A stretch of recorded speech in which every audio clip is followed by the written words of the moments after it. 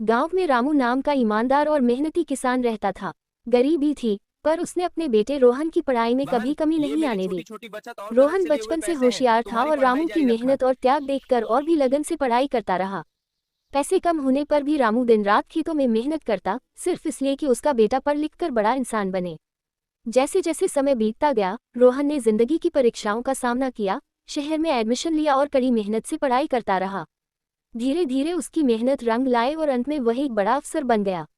अफसर बनने के बाद भी वह अपने पिता को कभी नहीं भूला। उधर गांव में बूढ़े हो चुके रामू की आंखें कमजोर हो गई थीं, कदम लड़खड़ाने लगे थे और अकेले रहना मुश्किल होता जा रहा था। ये सुनकर रोहन तुरंत गांव आया और पिता को अपने साथ शहर ले जाने का फैसला किया। वह बोला, पापा, आज मैं जो भी हूँ आपकी वजह से हूँ।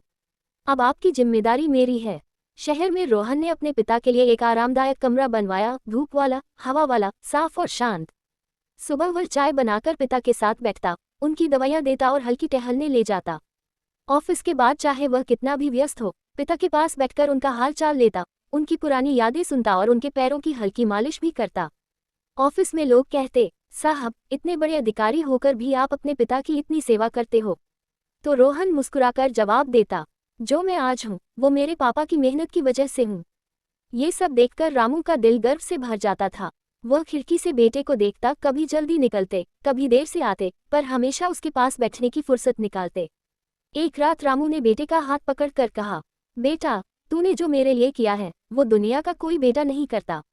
अब मुझे और क्या चाहिए। रोहन की आंखें नम हो गईं। पापा, आप ही मेरी असली दौलत हो।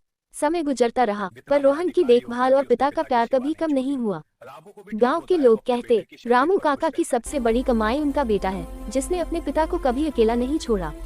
और इस तरह पिता के बूढ़े कदमों को बेटे की मजबूत बाहों का सहारा मिला। एक ऐसी कहानी जो बताती है कि पद बड़ा होना अलग बात है, पर इंसान बड़ा तभी होता है जब वो अपने माता पिता का मान रखता है।